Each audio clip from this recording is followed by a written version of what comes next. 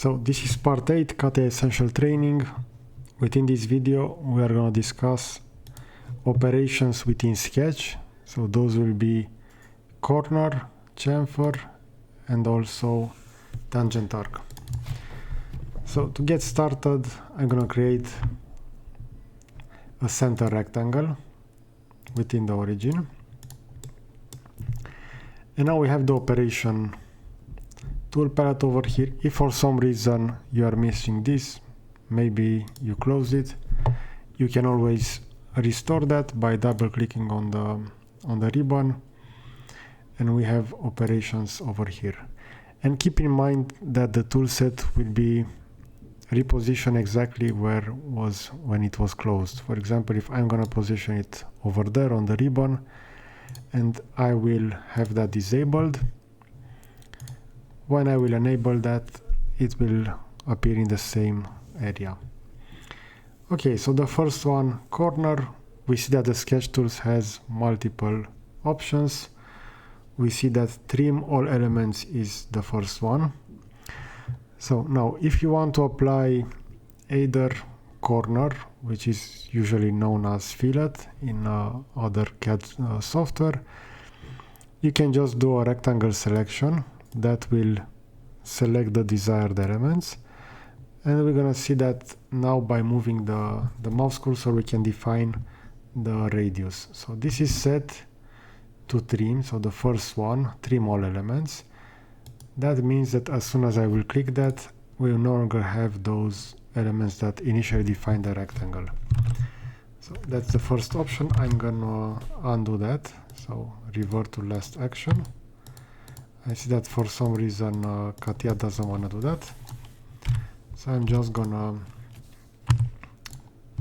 okay, now I cancel that corner and now the undo should work, and it worked. So keep in mind that if one of the features is still active, you cannot undo that. I will also define some values for this, so maybe 130 for the horizontal axis and 75 for the vertical. Now corner, the second option we see is called trim first element. So now depending on the selection type, since this will trim the first element, if I will select this first and the second one the other, we're gonna see that we can position that and only the first selected element will be trimmed. So if I will undo that, and now I will start with the vertical line, afterwards the horizontal line, we will see that only one of those will be deleted. The third option is no trim. So just like the name, we're gonna see that those elements will not be trimmed. The fourth option is standard lines trim. And if I will select those two, we're gonna see that those will not be trimmed within this as well.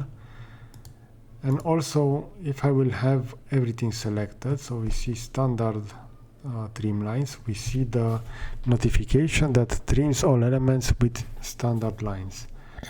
So for example, if I will select this and I will create that, we're gonna see that only standard lines will be trimmed. So maybe for example, if I will create a profile defined from lines, and now I will select that, so standard lines trim, we're gonna see that those again will not be trimmed, and we have the possibility to reposition those. So let's take a look at the next one. Will be construction lines trim. So this will create construction lines, for example between that and this. We're gonna see that those lines will be defined as construction, and we can undo that by double clicking and making them just like before. So construction lines, we're gonna see that the difference is that over here we have the whole line defined as construction, While for this is individual, so I have the possibility to only select that half. And we have the final one, constructions line, no trim. I will create one over here. And again, we're gonna see that we can specify which is a construction element and which is not out of those trims. So that's pretty much everything about corner. Let's take a look at the following one. So underneath corner we have tangent arc, and we see that this will create a tangent arc, and the input will be select a curve. So I will create two lines for this case study, one line like that, one like this, and now I will select the first line, and I have the possibility to define within the sketch tools. We see that we have these options, trim first element or no trim. So in this case, if we have trim first element, if I will put up another point somewhere over here, I can see that I can specify that connection point like that, and the point will be automatically dragged all the way there. So let's redo that. First line, afterwards the second line, and now I will define the radius like this, and we see that we had that line trimmed. But if I will do the same, but now with no trim,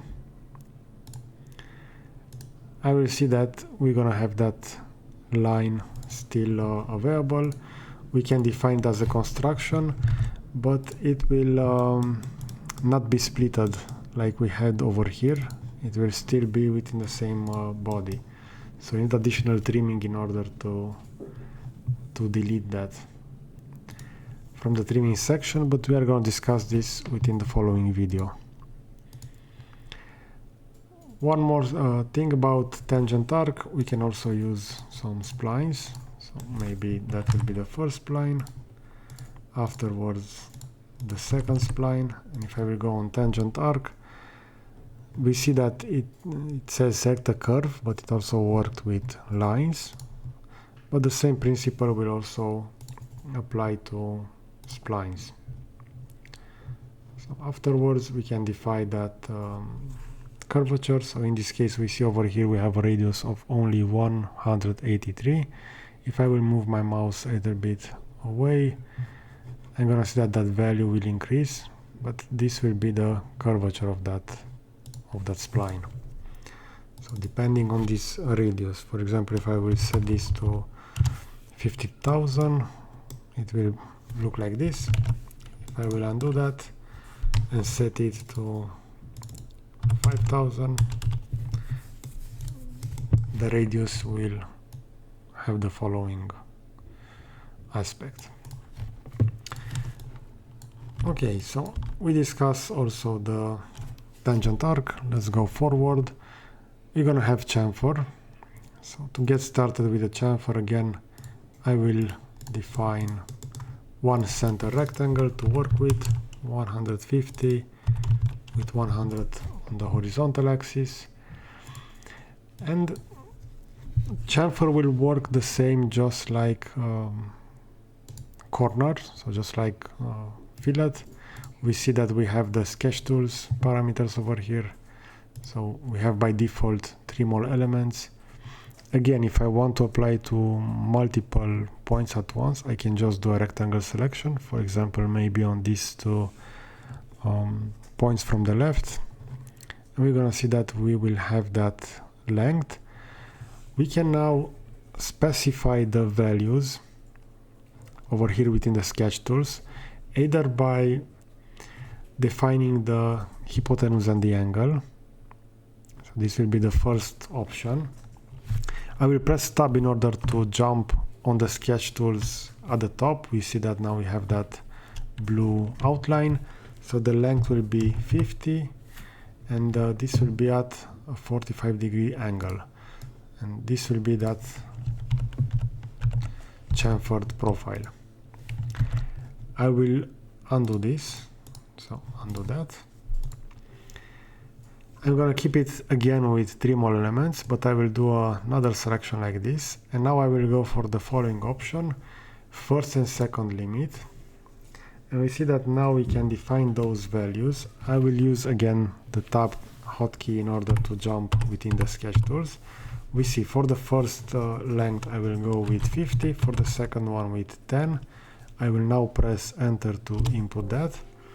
And we're gonna see that those annotations will be added to the drawing within the sketch, since we had those geometrical constraints and dimensional constraints added. So we have those coincidence position over there. Again, I will undo this to go back to the no chamfer area. Now I will select all 4 points and I will go with the last option. So these are just like the one from corner, so I didn't want to discuss them. They're the same options, but we have these additional 3 available possibilities over here, and I will go with first length and angle. So the first one was hypotenuse and angle. So we can define the first length maybe something like 20, and the angle, if it will remain 45, we're gonna have this value. But keep in mind that you can also change it afterwards. So for example, change it to 60. We're gonna have those 2 also. So change that to 60 and this again to 60. If you want to only change once, you can select those. Let's see. If I'm gonna hold down Control, I will select multiple. And I'm gonna go to constraints. We should be able to add an equal between those. Let's see if you are able to do that.